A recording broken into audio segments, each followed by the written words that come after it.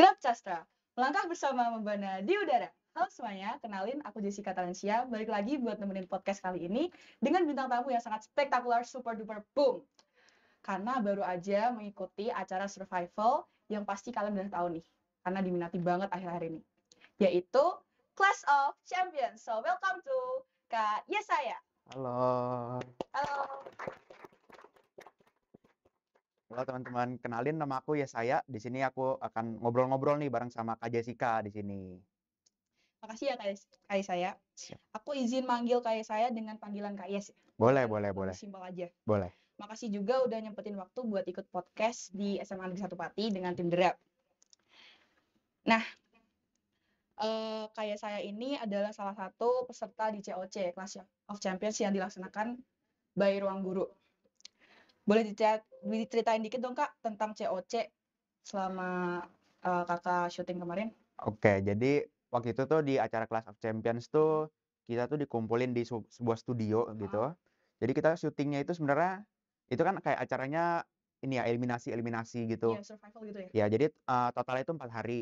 Total 4 hari. Tapi kalau misalkan kita udah tereliminasi dari pertama, hari kedua, hari ketiga, ya udah kita udah selesai gitu. Nah, cuman yang bikin mungkin kalau kita lihat soal-soalnya gitu mungkin nggak gitu sulit ya. Iya. Tapi yang lebih bikin sulit itu sebenarnya lebih ke mentalnya. Kayak kita tuh benar-benar dituntut harus terus konsisten karena semua game itu 11 episode itu tuh di-shoot dalam 4 hari.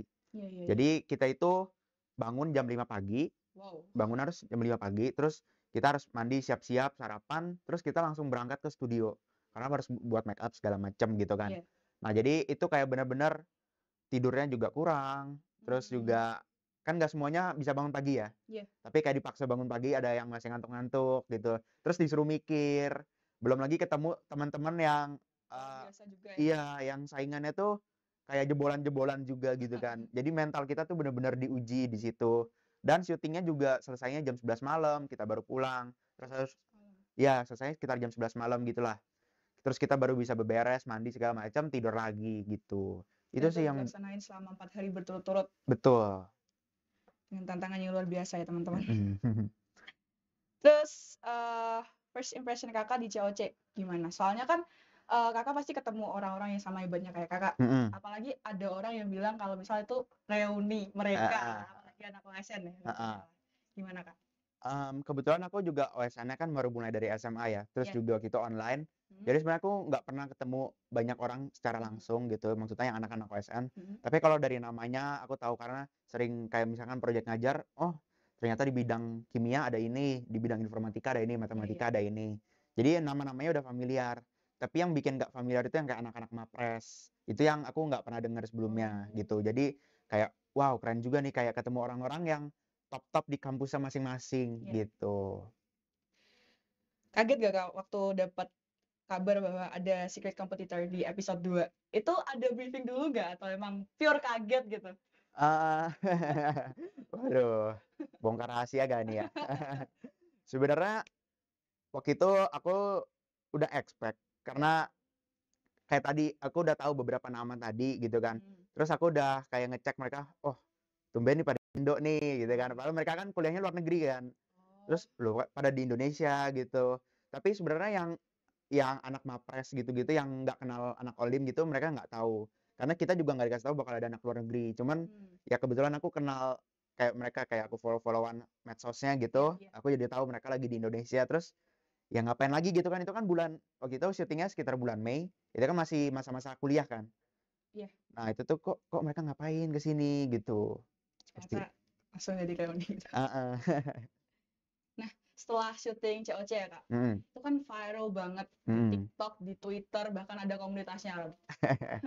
Nah, itu perubahan apa sih yang kakak alami setelah acara COC yang signifikan sih kak?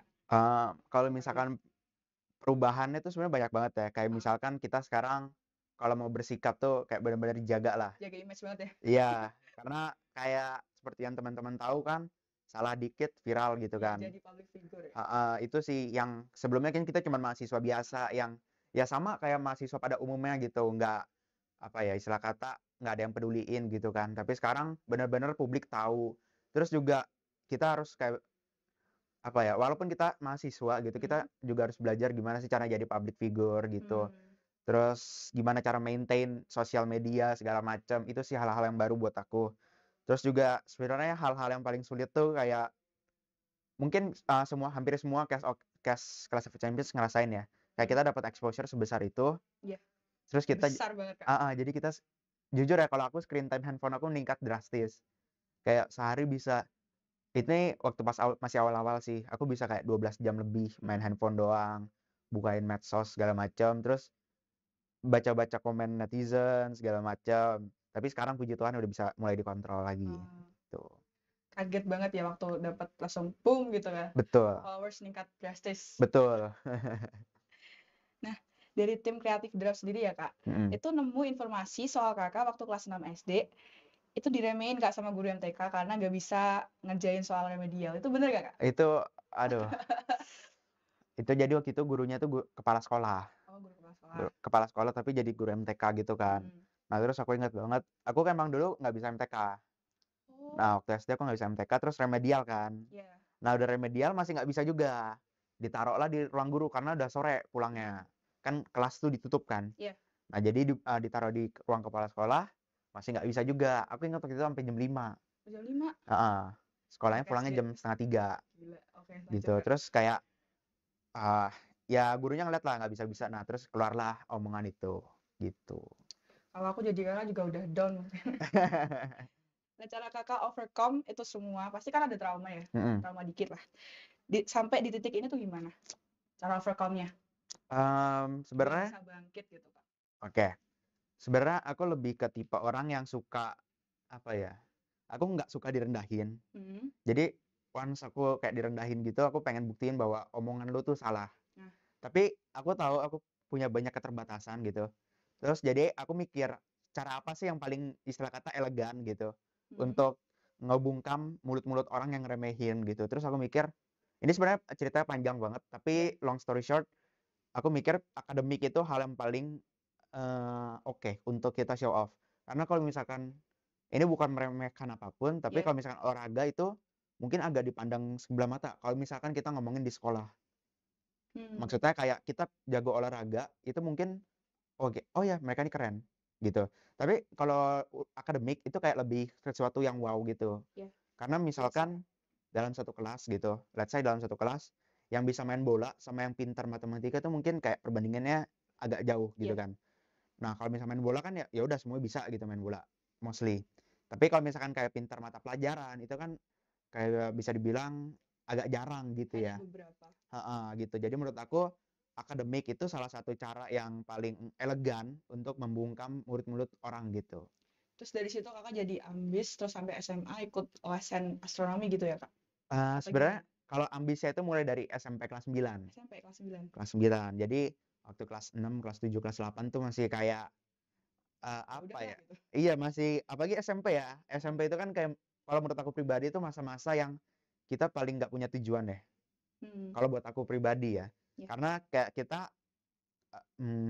apa ya, kalau SMA kan kita mikirin kuliah mau ke mana, kalau Mhm. kuliah kan kayak benar-benar berdampak banget ya. Tapi kalau dari SMP ke SMA itu kan kayak, "Oh ya udah SMA mana aja okelah," gitu.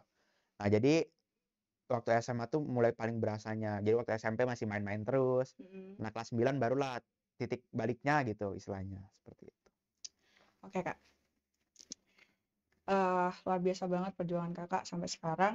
Terus waktu SMA juga, apa ya, bisa inisiatif lah buat merubah, apa namanya, nasib ya, Bisa dibilang merubah begitu. mindset juga. Mhm. Kalau misalnya nggak ngerubah mindset mungkin ya sesuatu udah berbeda sekarang. Aku juga pernah lihat Kakak di salah satu platform di media sosial nih, by the way. Mhm, Katanya tuh Kakak pernah ikut OSN astronomi seperti yang aku mention tadi, mhm, medalis emas. mhm. Betul, Kak? Betul. Nah, temanku di sini tuh ada yang pernah join sama lesnya Kakak loh, les mandiri 2023. Jadi teman-teman yang mau join juga silakan. Nah, Kakak kan dari OSN astronomi nih. Mhm, Kenapa kamu bisa mutusin buat ambil ke teknik sipil UI lagi? oke. Bisa aja sih nggak? Sebenarnya waktu itu tuh, waktu SMA, waktu kelas 10 itu aku Heeh. mikir pengen astronomi ITB. Oh, Awalnya pengen astronomi ITB, cuman seiring waktu berjalan banyak hal yang terjadi di Mhm. kehidupan gitu kan. Nah, aku mikir kayak, aku tuh bukan tipe orang yang, apa ya, bilangnya jatah gagalnya banyak. Mhm. Maksudnya tuh, aku nggak bisa waktu selesai S1 aku tuh masih merintis karir, nggak bisa mulai dari nol. Jadi, maksudnya gini, kalau misalkan kita kuliah Iya. astronomi, astronomi itu lapangan pekerjaannya kurang kalau di Indonesia, Mmm. kalau dari hasil riset aku. Iya. Nah, aku mikir, "Wah, aku nggak pengen hidup jadi orang susah, aku pengen Mhm. jadi orang kaya, tapi kalau misalkan mau astronomi, jenjang karirnya harus panjang banget. Aku harus S2 dulu, harus S3 kalau misalkan mau benar-benar jadi ilmuwan." Dan aku nggak punya waktu sebanyak itu, Iya. karena orang tua aku nggak bisa cover selama itu, Mmm. gitu. Jadi aku sadar juga kondisi keluarga. Nah, dari situ aku mikir kayak, "Oh, apa ya cara buat di Indonesia yang kita bisa langsung kerja dapat uang banyak?" Maksudnya gajinya relatif lebih besar. Iya. Dan Paham. ketemulah waktu itu teknik. Kenapa nggak kedokteran? Karena aku nggak suka biologi. Toh juga lama, Kak. Iya, kedokteran juga lama banget kan. Iya. Nah, terus aku mikir kayak, teknik apa ya yang menarik gitu kan. Iya. Aku cuman suka matematika sama fisika, aku kurang suka kimia. Nah, waktu itu pilihannya itu teknik sipil atau teknik mesin. Mmm. Nah, cuman kalau di teknik mesin itu ada satu, apa ya, kayak matkul termodinamika, aku kurang suka materi itu, kayak Mmm. kurang nyambung aja di aku. Iya. Aku lebih suka ke mekanika, makanya aku masuk sipil, gitu. Gitu, oke. Nah, selama kuliah kan udah berapa tahun ya? Setahun ya, Kak, Mhm. di Teksip UI. Itu pengalamannya apa aja selain COC ini? Pasti banyak. Eee, Selain ngajar juga, selain ngajar les. Sebenarnya aku mahasiswa kupu-kupu ya, Mahasiswa kupu-kupu? mahasiswa kupu-kupu. Aku jadi kalau misalkan nggak ada kegiatan kampus ya aku pulang. Mmm. Aku jarang berkomunikasi dengan angkatan, kayak organisasi segala macam, ikut himpunan, Mhm. itu aku jarang. Karena aku nggak menemukan passion aku di sana dan aku nggak melihat diri aku di masa depan tuh akan jadi orang yang kayak, apa ya, ikut organisasi segala macam. Mungkin Mhm. ikut, tapi sesuatu yang aku pengen. Kalau misalkan di kuliah aku melihat belum ada yang aku pengen, Mhm. gitu. Nah, terus juga ini mungkin sedikit tips ya buat kalian-kalian yang nanti mau kuliah, Iya. kayak nggak semua organisasi itu bagus, Mmm. gitu. Perlu didengar ya, guys. Karena kayak, apa ya, ini dari kacamata aku ya, Iya. kalau kita ikut organisasi kan kita mau dapat sesuatu kan dari organisasi itu. Iya. Beda cerita kalau kita mau mulai kayak startup segala macam gitu. Nah, kalau misalkan kita ikut organisasi tapi isinya orang-orangnya, sorry to say, biasa aja kan buat apa? Kayak kita buang-buang waktu gitu kan. Nah, jadi dari situ aku mikir, aku belum nemu organisasi yang Cocok cocok buat aku. Jadi aku buat berkembang kupu-kupu. lebih baik lagi. Heeh, tapi aku coba waktu itu ikut OIM, itu kayak Olimpiade Ilmiah Mahasiswa di FTUI. Mhm. Waktu itu dapat juara 2 tapi aku sebenarnya kurang kurang bangga akan hal itu karena aku ngerasa itu aku gabung sama cutting soalnya. Oh. Aku gabung sama cutting, jadi impact aku kurang berasa gitu. Aku waktu itu cuman ngebantu di bagian presentasi. Karena kebetulan, aku udah lumayan sering presentasi dan di situ public speaking presentasi aku yang paling oke, Mhm. gitu. Jadi aku ngerasa aku bisa ngebantunya di sini, karena materinya itu bukan materi aku banget. Maksudnya adalah aku masih maba waktu itu. Mmm. Jadi ilmu aku akan teknik sipil tuh masih dangkal lah, Masih dangkal. gitu. Jadi aku nggak bisa ngebantu banyak di bagian materi gitu, tapi aku ngebantu di bagian Presentasi. presentasi. Tapi ya aku overall aku kurang bangga dengan prestasi itu karena kesannya kayak aku di Numpang. numpang nama Iya. gitu. Kalau tahun ini mau ikut lagi nggak, Kak? Nah, aku tahun ini tuh mulai meraba-raba lagi apa yang aku ingin ikuti. Karena yang OIM itu sebenarnya kayak aku maksa, Kenapa masa? karena itu bukan sesuatu karya ilmiah tuh aku kurang sreg ya gitu. Mungkin karena background aku dari OLIM ya, Iya. dari OSN yang kita di mana-mana tuh cuma ngerjain soal sendiri. Mhm. Terus apa ya bilangnya ya, kita nggak perlu kerja sama tim. Kayak aku di situ ngerasa hal baru banget sih, mungkin belum terbiasa aja mungkin, tapi aku ngerasa, tempat aku kayaknya bukan di situ. Tapi mungkin aku salah, makanya di semester 3 nanti aku pengen coba ngeraba-raba Mhm. dan Mau ambil apa gitu ya? mhm, Lomba apa? iya, jadi aku sebenarnya masih belum menentukan gitu. Terus kok bisa sampai direkrut sebagai peserta itu gimana, Kak? Nah, aku waktu itu sempet nanya gitu kan, Hah? aku belum punya LinkedIn kan. Oh, belum punya ya? Belum punya, aku belum bikin LinkedIn. Nah, terus aku tanya, "Kok bisa?" Oh, ternyata waktu itu Kak Iman Usman tuh, beliau tuh ngecekin daftar-daftar pemenang OSN, Oh, gitu. Terus cobalah disaring gitu iya. istilahnya, Mhm. gitu. Terus kita waktu itu aku di-reach by DM gitu, aku di DM Kak Iman dan ditanyain, "Mau nggak?" Oh, aku dengan jadi ini cukup menarik juga Iya, alasannya. coba ceritain. Waktu itu aku lagi ada sebuah kelas, namanya kelas MPKT. MPKT, Itu apa itu? kayak kelas apa ya bilangnya ya, kayak kelas BK lah kalau di SMA. Oh, Nah, kayak kelas, ya ngerti lah ya kelas BK ya. iya. Nah, jadi, itu kebetulan 6 SKS. 6 SKS tuh gede banget kalau di kuliah, satu matkul 6 SKS tuh gede banget. Mhm. Dan waktu itu tuh dosennya nanyain, siapa yang mau jadi ketua kelas di kelas apa, BK inilah gitu ya. Terus aku tuh dalam hati tuh aku pengen karena ya aku pengen aja coba jadi ketua kelas gitu. Tapi waktu itu aku malu-malu, aku kayak nahan-nahan gitu. Nah, Iya. terus akhirnya ada yang lain yang angkat tangan. Terus ternyata si dosennya ini, bilang, "Siapa yang jadi ketua kelas di kelas saya itu nanti matkulnya pasti dapat A." Oh, Jadi bayangin dijanjiin gitu? iya, sebenarnya aku bisa lihat kenapa dosennya bisa ngomong begitu, karena ya ini kan kelas pengembangan diri gitu ya. Iya, Dan jadi seorang leader gitu, itu kan nggak gampang ya, betul. perlu keberanian, terus juga banyak belajarnya. Terus ini ada kelas pengembangan diri, oke, kayaknya make sense kalau gurunya ngasih nilai A gitu. Mhm. Dan dapat nilai A di matkul 6 SKS itu mungkin nanti kalian akan ngalamin kalau kuliah, itu wow banget, karena nge-boost banget untuk nilai. Terus Mhm. aku dari situ kayak nyesel banget, aduh kenapa nggak gue angkat tangan gitu kan. Kenapa bertahan gitu? Iya, nah dari situ aku ngerasa kayak, kayaknya aku next time kalau dapat kesempatan, aku angkat tangan dulu aja. Mhm. Aku mulai aja dulu, mikirinnya berikutnya gitu. Mhm. Jadi mulai dulu, mikirin berikutnya. Dan itu hal yang sama yang terjadi waktu aku ditawarin Sama Kak. sama Kak Iman Usman. Iya, Aku nggak tahu apa yang akan terjadi, aku nggak tahu apakah aku bisa compete dengan kompetitornya. tapi mulai aja dulu. Aku belum tahu materinya apa, karena Mhm. nggak dikasih tahu. Tapi ya udah, ini sebuah kesempatan, ini juga nggak sejalur sama kuliah aku, tapi aku ngelihat ini, oke ini kesempatan baru, kayak lembar baru. Ya udah aku langsung okein tanpa pikir panjang, terus udah kita seleksi dan aku puji Tuhan diterima. YOLO. Setiap Iya, ada kesempatan ambil aja, guys. betul. Karena kita nggak tahu kesempatan itu akan balik lagi atau enggak. Betul. Nah, dengan kesibukan Kakak yang luar biasa ini ya, apalagi setelah COC, kira-kira Kakak masih ada kegiatan kayak nge-game-game gitu nggak, Kak? Nah, sebenarnya nge-game aku cukup sering ya, cukup Heeh, sering. Aku tuh bisa main game seharian kalau misalkan lagi nggak ada apa-apa. Aku sebenarnya paling suka main Dota, Dota. Dota 2. Nah, cuman itu kan harus pakai komputer segala Mhm. macam, jadi mainnya kalau di rumah doang gitu. Tapi kalau misalkan lagi di mana-mana mainnya tuh Mobile Legend, Mobile Legends. Mobile Aku Legend. main juga, Kak. Aku dulu tuh waktu 2020 tuh Mobile Legends sempat masuk top global, Wow, masa, Kak? sumpah. Top apa? Aku top hero, waktu itu Top aku hero. masuk Harit, Hayabusa. Mungkin Jungler. kalian Jungler iya, berarti mainnya. heeh. Wah, keren. Tapi itu zaman-zaman dulu lah sebelum sebelum melek belajar gitu.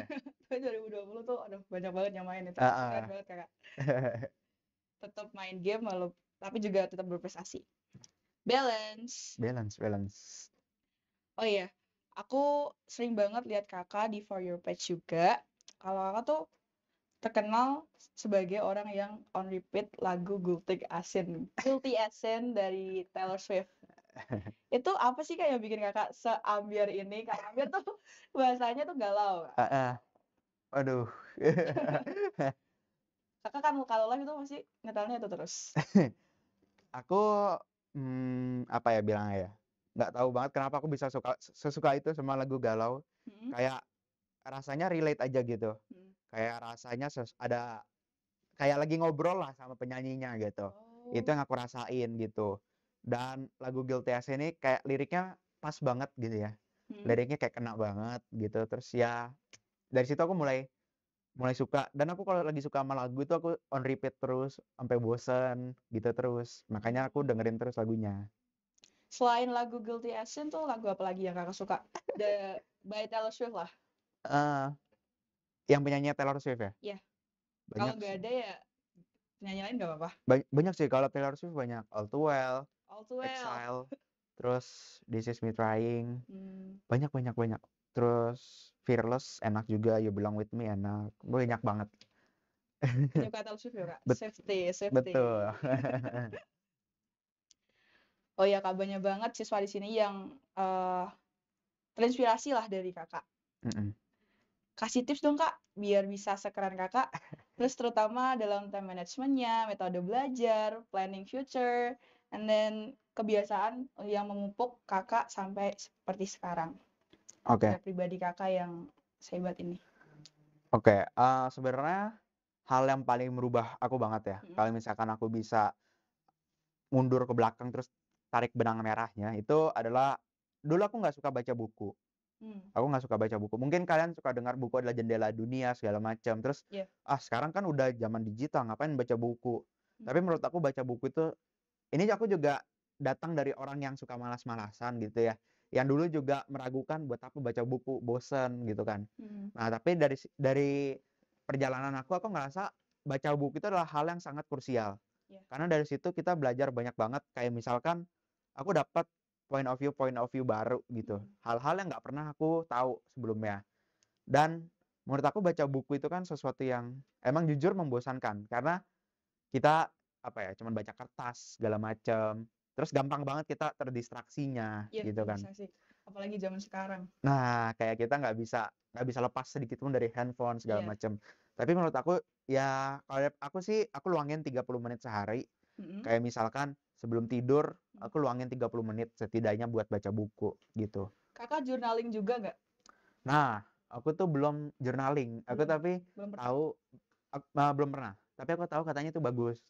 Cuman aku belum pernah cobain. Mungkin nanti next-nya akan aku coba. Dan saran aku buat teman-teman coba mulai baca buku yang bagus tapi jangan baca buku fiksi. Oh, jangan fiksi ya? Ya, tapi sebenarnya terserah sih. Fiksi Ya. kan juga bisa mengembangkan imajinasi ya. Imajinasi. Tapi kalau menurut aku non fiksi itu lumayan bagus. Kayak buku-buku The 5 AM Club. Terus banyak lah buku-buku yang keren-keren banget gitu. Untuk time management-nya sendiri, Kak? Oh ya, untuk time management, ini sebenarnya nggak bisa kita lihat dari satu sisi aja sih. Iya.